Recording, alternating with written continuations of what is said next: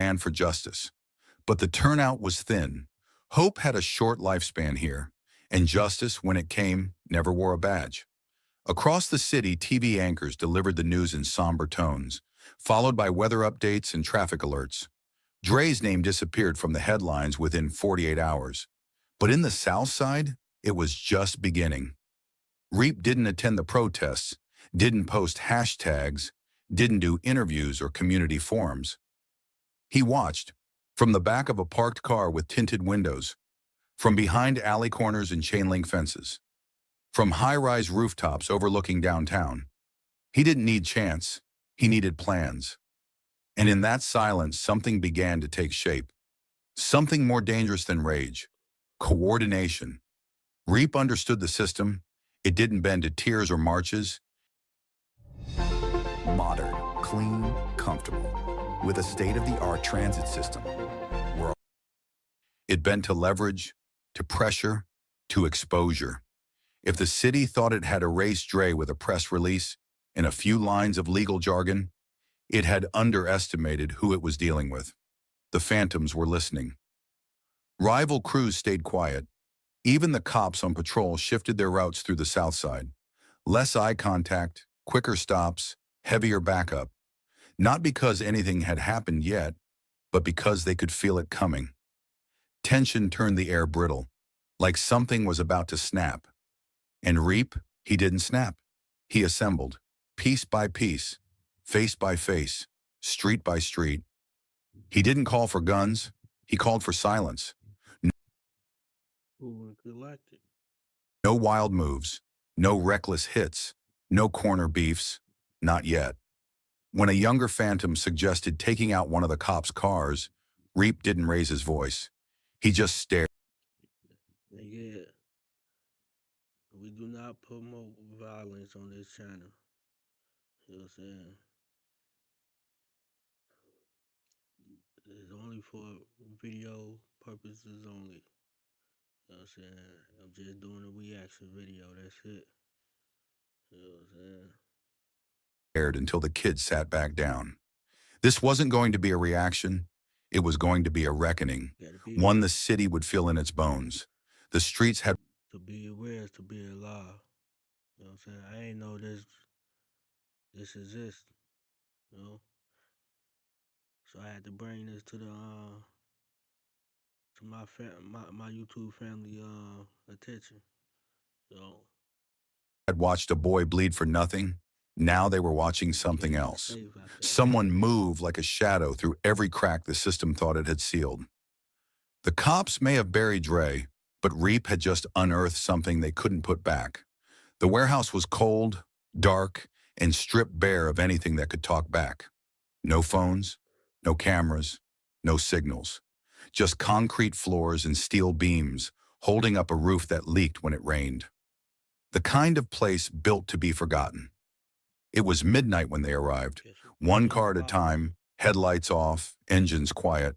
Not all were phantoms. Some were from other sets, old crews that usually stayed in their own zones. But this wasn't about turf anymore. It was about message. Inside, they formed a circle. Some leaned against pillars. Some stood with arms crossed. Everyone knew why they were there, but no one spoke until Reap stepped forward. He didn't take the center. He didn't raise his voice. He just started laying it out. This wasn't going to be war the way they used to do it. No drive-bys, no spray and pray, no retaliation that made headlines but changed nothing. Reap had studied too many funerals, watched too many names fade into murals and hashtags. This time, they'd cut deeper. They'd make the city bleed where it couldn't hide the wound.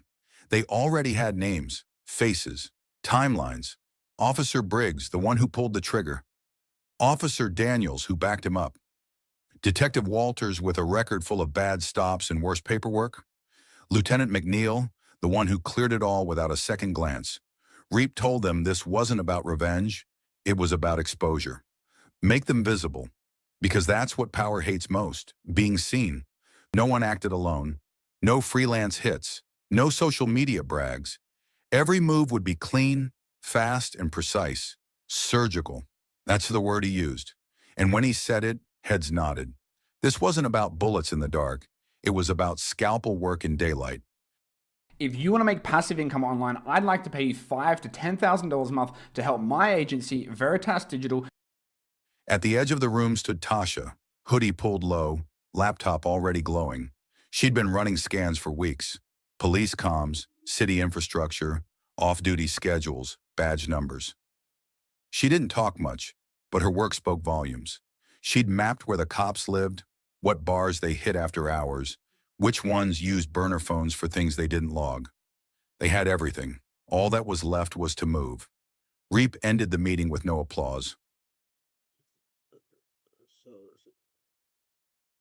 so basically, they was dirty.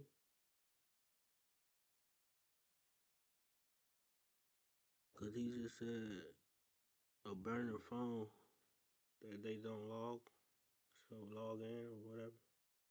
No slogans, just a single glance around the room. Everyone there understood. This wasn't about looking tough. It was about being permanent. As they left, one by one, the sound of engines starting echoed like war drums in the distance. Outside, the city slept. Sirens in the distance. Helicopters tracing loops over neighborhoods full of boarded windows and restless mothers. The kind of night where nothing happened, but everything changed. The phantoms didn't light up social feeds. They didn't march. They didn't speak to cameras. But the city would hear them soon, and it would not be a sound it could forget. Officer Briggs never made it home. He clocked out just past midnight, same as always. Standard patrol route through Midtown. Dropped by a 24-hour diner. Picked up a black coffee and a turkey melt. Said nothing to the cashier. He was one of those cops who liked being unreadable. Cold face, blank tone. Thought it made him untouchable. The camera outside the diner caught his cruiser turning left onto West Burnside. That was the last time anyone saw him. At 2:06 a.m., his squad car was found idling on the shoulder of a deserted service road near the edge of the city. Driver's side door wide open, headlights still on, engine running, radio silent. No Briggs. The first officer on the scene approached slow, hand on his holster, calling his name. Nothing but crickets and wind. He circled the car, opened the trunk, checked the ditch. No signs of struggle, no blood, no shell casings, no broken glass, just the driver's seat. On it sat a single object, a neatly folded phantom bandana, black with gold trim, laid out like an offering, or a warning. Dispatch went quiet for a few seconds when it was reported. Not protocol, just instinct. Like the entire system took a breath it didn't mean to. Because they all knew what that bandana meant. This wasn't random. This wasn't rage. This was the beginning. By sunrise, helicopters circled the area. Search dogs were deployed. News vans parked at the perimeter with their anchors doing that serious voice they reserve for officer-involved stories.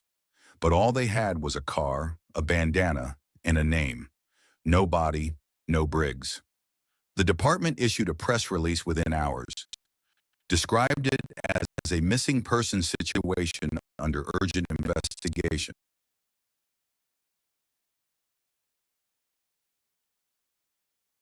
Serious voice they reserve for officer-involved stories. But all they had was a car, a bandana, and a name. No body, no Briggs. The department issued a press release within hours, described it as a missing person situation under urgent investigation, asked for cooperation from the community, promised swift action. The irony didn't go unnoticed. When Dre was killed, they waited 3 days to release a name. Now, for a man who killed him, the sirens didn't stop. The streets were watching, not with anger, with interest, because now it was real. No threats, no graffiti, no anonymous videos, just a cop who vanished without noise, without mess.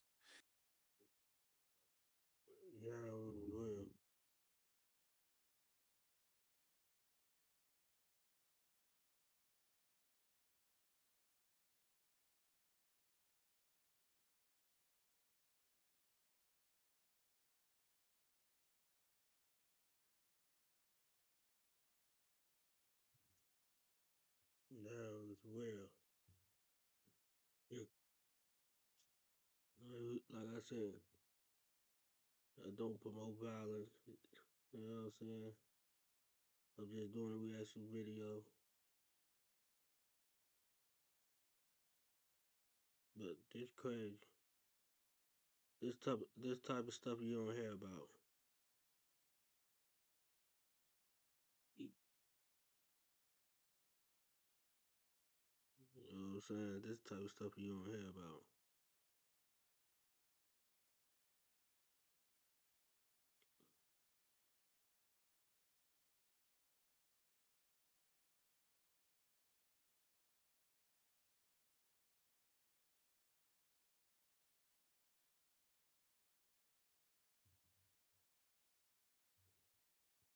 But that's crazy. You know what I'm saying?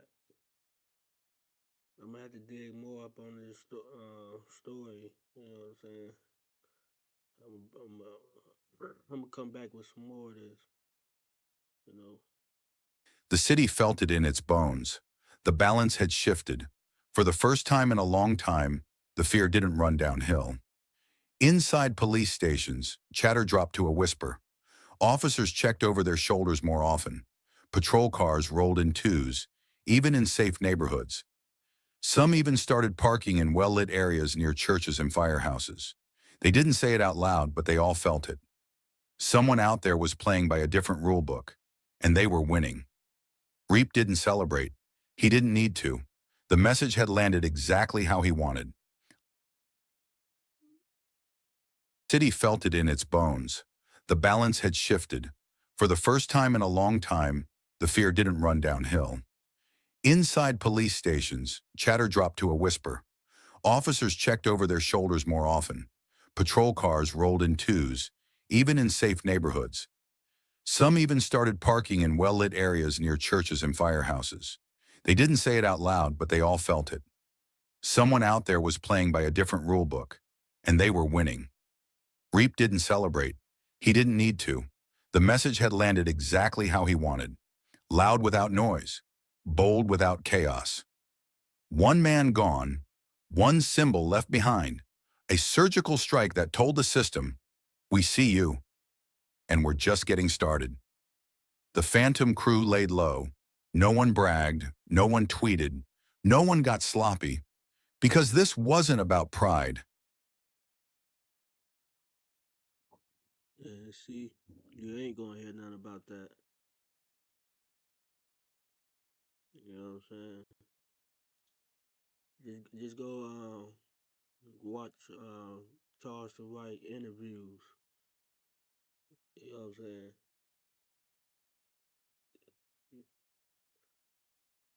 This opinion he be talking about. It was about precision. The streets had been forced to whisper Dre's name under their breath. Now the system was whispering Briggs's. And somewhere out there, Reap was already looking at the next name on the list. Officer Daniels was found just before dawn.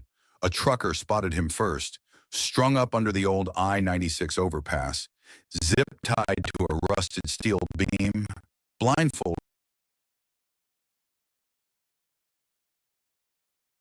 It wasn't about pride. It was about precision. The streets had been forced to whisper Dre's name under their breath. Now the system was whispering Briggs's. And somewhere out there, Reap was already looking at the next name on the list. Officer Daniels was found just before dawn. A trucker spotted him first, strung up under the old I-96 overpass, zip-tied to a rusted steel beam, blindfolded but unharmed. No bruises, no blood, no broken bones. Just a trembling man with a badge still clipped to his belt and panic frozen in his breath. Behind him, painted in bold red strokes across the concrete, for Dre, phantoms. Is your private student loan debt keeping you up at night? You really need to talk to Y-Refi. Y-Refi refinances distressed or defaulted private student loans that... The message wasn't subtle. It wasn't trying to be. The media got hold of it within the hour. A grainy aerial shot from a news chopper went viral before Daniels even made it to the hospital. By the time he was cut loose, there were already theories, hashtags, and edited videos stacking up by the minute. Some called it gang warfare. Others whispered about vigilante justice. See, why the man wasn't harmed and nothing. You know what I'm saying? You feel me? He wasn't harming nothing. Probably just a little scared, nervous, but he wasn't harming nothing. But the first thing, first thing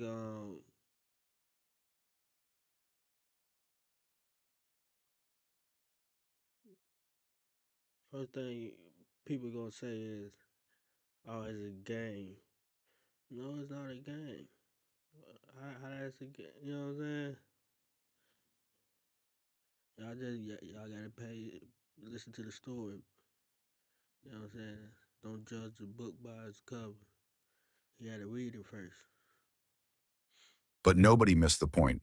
The city's power structure had been shaken twice, and this time, the target lived to tell the tale. Daniels didn't talk much. Couldn't. His hands were still shaking when internal affairs tried to question him. He remembered the abduction, barely. Said he was grabbed outside his gym, hood over his head, stuffed in a car that played gospel music at full volume the whole ride. He was told nothing. Not a word. Not a threat. That's different. That hit different. That was overwhooping. No, this is a serious matter though. Just silence. Until the blindfold came off, and he saw the red letters behind him. After that, they left him there, alive, terrified, and exposed. The department scrambled. Emergency meetings were held. Security was doubled at precincts. Off-duty officers were advised not to travel alone. Uniforms were traded for plainclothes. Patrols rerouted. None of it mattered. The message had been sent and heard. This wasn't random. It was curated. A statement in flesh and paint. A reminder that the phantoms weren't flailing in rage. They were executing a plan. Clean, controlled, calculated, and most terrifying of all, they hadn't touched a civilian. No crossfire, no casualties. Just the ones who wore badges and thought they were untouchable. The mayor called a press conference that afternoon. He called for unity, condemned the attacks, promised action. His voice cracked halfway through the speech, but he powered through. Cameras caught him blinking a little too fast, jaw twitching. Not out of anger, but out of fear. Because what do you do when the streets start organizing with more discipline than your own departments? You panic, and the city was.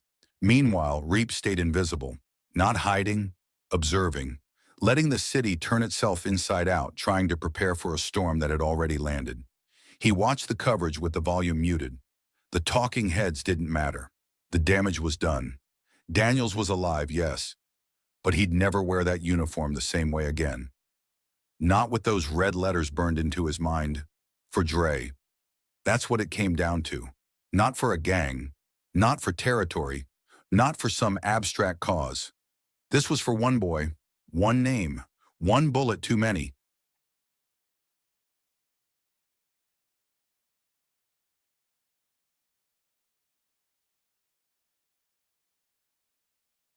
And everyone in the city, from the chief to the corner store clerks, now knew there would be no peace until the cost was paid in full.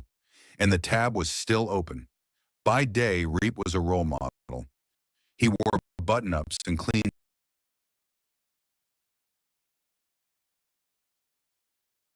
This was for one boy,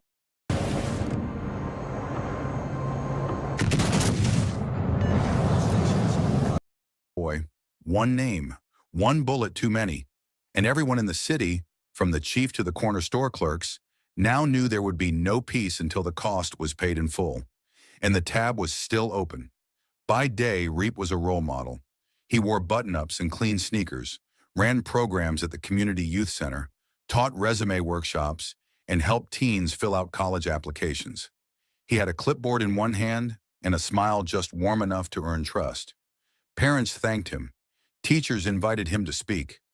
The city even listed his name in a Local Heroes feature once, complete with a photo of him shaking hands with a city councilman. They never looked deeper. They never asked why his phone never rang during meetings, or why, after each event, he disappeared without saying goodbye. Reap's days were spotless, structured, almost saintly. But at night, the clipboard dropped, the button-up came off, and the mask fell away. what that boy Funny Mike say? That boy strategic. That boy strategic. He traded classrooms for trap houses, quiet mentorship for war strategy. Every hour the city thought he spent saving kids, he spent coordinating calculated destruction. And he was good at both. The dual life wasn't new. Reap had been living in halves since he was a teenager. One part peacemaker, the other pure threat. It kept him safe. It made him untouchable. And now it made him the most dangerous man in Detroit. Because no one saw it coming. The city's watch list had names. Old hitters, street legends, corner kings. But Reap's name was never near the top. He didn't flash wealth, didn't stir attention, didn't run his mouth or post his moves. He just moved. Every clean act in daylight earned him space to breathe in the dark.